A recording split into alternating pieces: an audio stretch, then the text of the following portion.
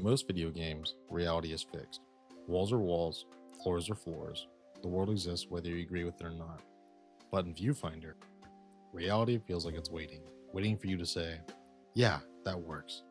Not because it makes sense, not because it's realistic, but because you decided it should exist. This isn't really a game about optical illusions. It's not about tricking your eyes. It's about authority.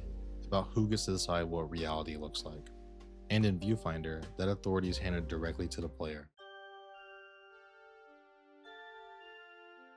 Viewfinder is a first-person puzzle game built around a single idea that it sounds simple, but immediately breaks your brain the moment you try it. You take a picture, you place that picture into the world, and the world treats it as real. Not symbolically, not temporarily, it becomes a part of the environment.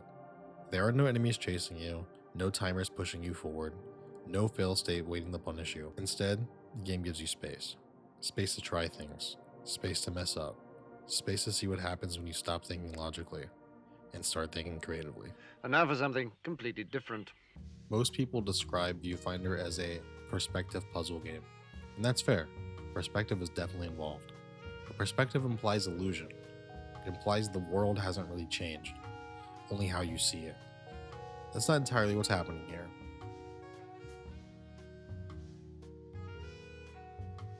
In Viewfinder, the world changes because you said it should.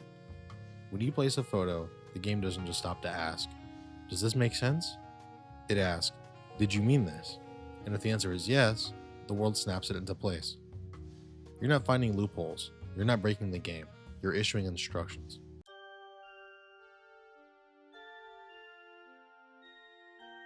One of the most refreshing things about Viewfinder is how much it trusts the player.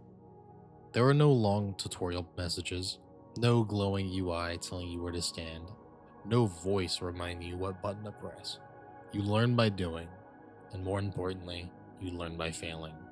But failure here is gentle, instant, almost welcoming.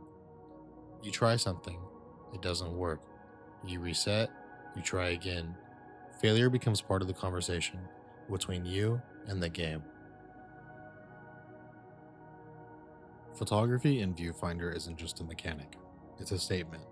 A photograph doesn't just capture reality, it freezes it, it frames it, it decides what matters. What you include becomes important, what you crop out might as well not exist. Distance changes scale, angle changes meaning.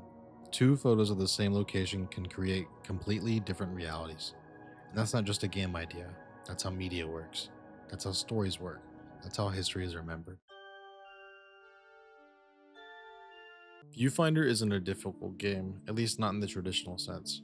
And that's intentional. The game isn't trying to outsmart you, it's trying to surprise you.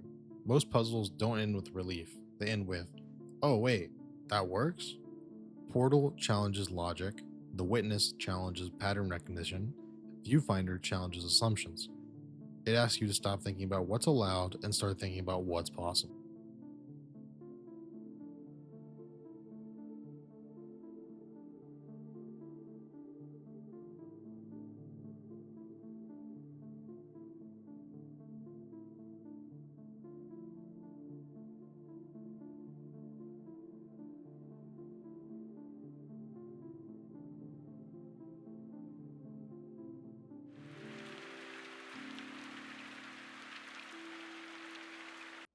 Viewfinder is genuinely one of my favorite puzzle games of all time, and I wanted to show it the love it deserves. The game is $24.99 at the moment, but it goes on sale very often, so consider picking it up. Also, I just want to add that I never intended to show you every aspect of the game, as I know some of you will actually be picking it up after watching this, and I really don't want to ruin that experience for anyone. Although if people are interested, I might stream a full playthrough sometime. This video wasn't nearly as long as I had originally intended it to be, but it's a different style of content that I'm used to and one I'd like to explore more.